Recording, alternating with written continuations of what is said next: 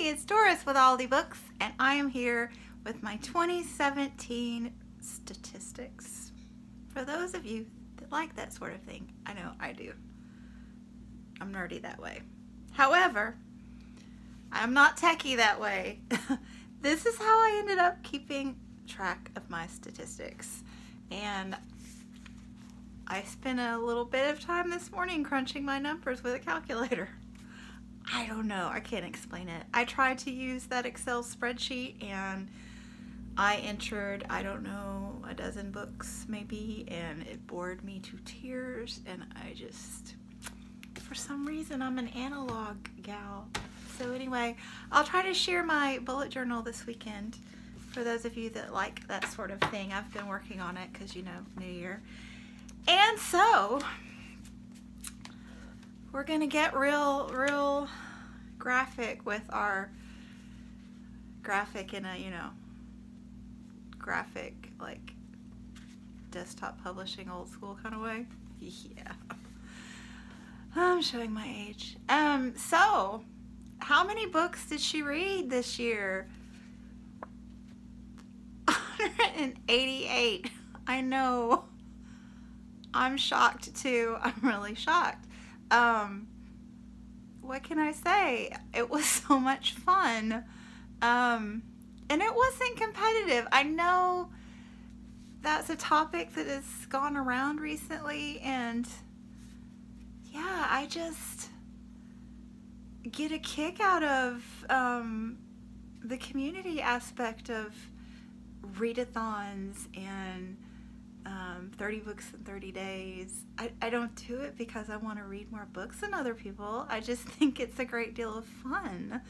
And it is competitive with my, not with myself, but with my bookshelves. So I mentioned in an earlier video that I started this year with, like, I don't remember, 232 physical books here. So I read 188, so I mean, that seems manageable. So yeah, anyway, wow, that is crazy. So that came down to 57, this is hard to remember which way to hold it, 57,348 pages. Yeah. Which, you know, that number doesn't really mean anything right now, but maybe next year it will. Which was an average of about 305 pages a month. I mean, that's not what I meant to say. 305 pages per book. Yeah, faulty graphics. 77% of my books were fiction, and 23% were nonfiction. And I want to say right here that I didn't set any goals last year about what types of books I wanted to read, what percentages I wanted those to be. I just wanted to read how I read naturally and see what that looked like and decide if I wanted to make any of those sort of goals for this year. And I don't. I'm happy with, you know, how I read, and, you know, those percentages seem like it could be I mean, I come up with a method in my bullet journal for tracking it throughout the year, but I think, you know, I did well naturally last year, so we're just going to go with it. I do think that my nonfiction percentage will go up a little bit because they're toward the end of the year, if you were watching like Nonfiction November and my used book shopping during that month, and then recently again, I'm really starting to figure out the nonfiction shopping. So I do think that number will naturally go up a little bit. And if you're interested, that was 145 fiction books and 43 nonfiction. So of the fiction, of the nonfiction, 22 of those were memoirs, which, yeah, I have really enjoyed memoirs this year. I think that's pretty obvious. I did put out that memoir video, and you'll see that a couple of those, or more than a couple, are going to be my top 10 nonfiction reads of the year, which I will be putting out in the next day or two.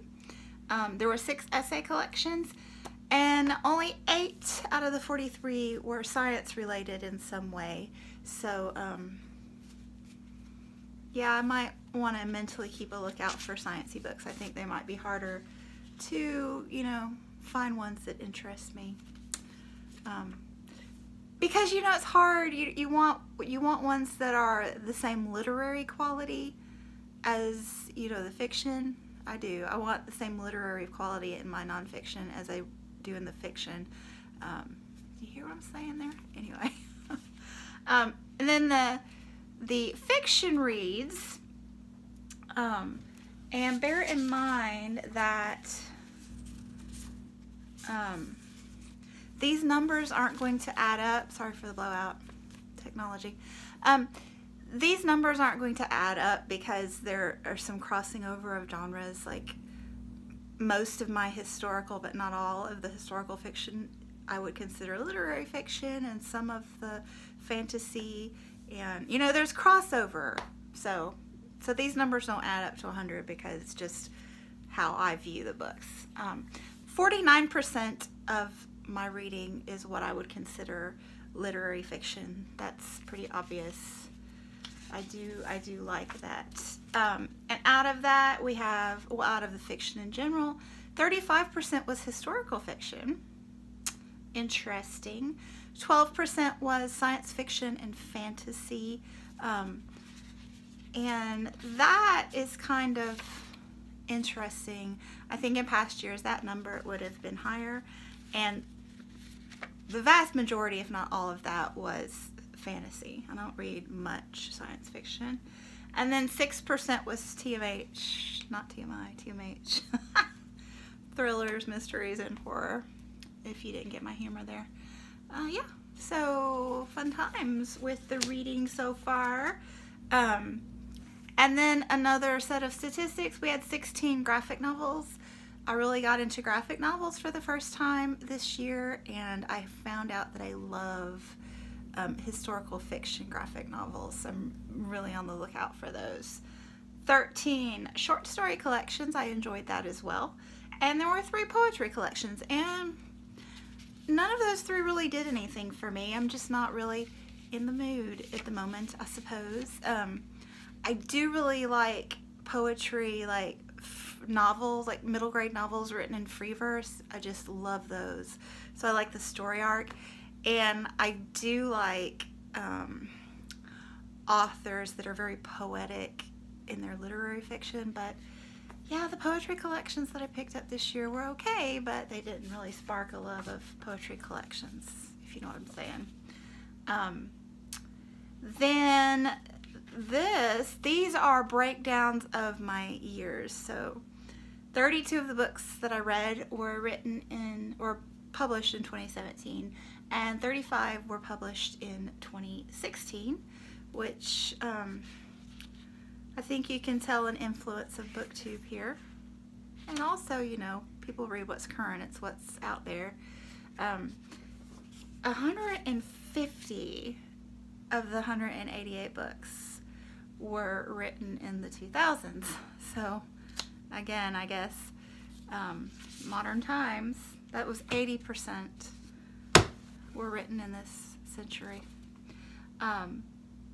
Then of the ones that were left, 13 were classics and 11 were modern classics. So the classics were all written in the 1800s except for the one Shakespeare.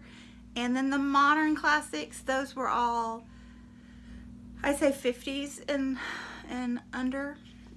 And yeah, those were all modern classics that I read in that. That was 13% of my reading was in the classics vein. 20% of my reading was pre-2000. And the interesting thing that I thought of in that respect was that, you know, I had like only 14 of the 188 books were written between 1960 and 1999. And the 70s, 80s, and 90s were my youth. So not this year, I don't feel compelled right now, but I think one of these years, I think it would be really interesting to go back and look at some of, you know, maybe look at some of the prize lists from those eras, or decades rather, and pick a few books to read, because I think that would really, you know, be a connection for me. So that's something to think about in the future. 24% of the books I read were either YA or middle grades, and there was even a picture book or two. And this is a good statistic. I think one of my goals from last year was to lower the percentage of YA, and I think I did that. I was reading a lot more YA just because that's what I had access to. And yeah, I like to read YA. I just didn't want it to be the bulk of what I read. So 24% I'm good with. 22% of what I read came from the library. But this is kind of a deceptive figure in that some of those books were also books that I owned. Because a lot of times when I go to look for an audiobook, I first look for audiobooks that are ones that I own so that I can get them off my TBR shelf. So I would say over 50% of this were audiobooks, but I also picked up a few YA books from the high school libraries, and there were 2 or 3 ebooks as well. So yeah, I like to use the library. Okay, there were 5. Hey, whiteout. There were 5. Not whiteout. Blowout. Whiteout is like from the 80s. Anyway, my focus, my mental focus is drifting. There were 5 DNFs that I can remember. I didn't write them down as I was DNFing them, so I could have missed one. But these were, 2 of them were from my list of books that had, you know, lingered around my house prior to joining BookTube, those 5 or 6 books that I said I wanted to finish. So that makes sense. I mean, if I started a book and then left it hanging for 3 or 4 years, it's probably, you know, I wasn't interested to begin with. So one of those was Eldest, which is those dragon books about the inheritance, Chronicles or Cycle or something like that. I had read the first one aloud to my son, and we really enjoyed it. So I started listening. I think I got it on audiobook. I started listening to the second one. I read half of it or a fourth of it back in the day, and then, you know, laid it around. But yeah, it was just too much pomp and circumstance in that one, and I just got bored with it. And so I think my son still has it. He might read it one day. And the other one was 11/22/63, the Stephen King Back in Time with the Kennedy assassination. And yeah, I mean, that one was an interesting premise, and it interested me for a while, but he just had so many side stories, and it just got boring, and it lasted forever, and I just got tired of reading it. And then we have The Interestings by Meg Wolitzer. I probably DNF'd this book in 2016, but I just wanted to mention it because I hate it that much. The most common reason for me DNFing a book is self-absorbed characters, and I just found nothing interesting about The Interestings. They were just all completely self-absorbed and purposeless. Yeah. So then I DNF'd The Goldfinch because I got tired of, you know, reading about teenagers laying around doing nothing but getting drunk and stoned. And then I DNF'd The Fates and Furies, and that book I would actually say is an excellent piece of literary fiction. I just knew going in that I probably wasn't going to like it because it's contemporary fiction for one, and I don't really like that. And I just got halfway through and realized that every scene was at a party, and it just, but the opening chapter is just stunningly gorgeously written, truly. So yeah, it's probably a great book. It just wasn't my style of book, and I knew that going in. So and then this is interesting. 63% of what I read was written by women. So yay. 31% was written by people of color. Yay. And 12% was translated works. So, yeah, it was a great year, and I am totally happy with all of those statistics. I mean, it was fun. I liked what I read. I had a great time, and I'm looking forward to another fabulous year. Thank you all for your camaraderie and support and encouragement and everything. Your videos and your comments and your views and likes. All of it. It's very encouraging. So it's a lovely place to be. So thanks for watching, and I will chat with you soon. Bye.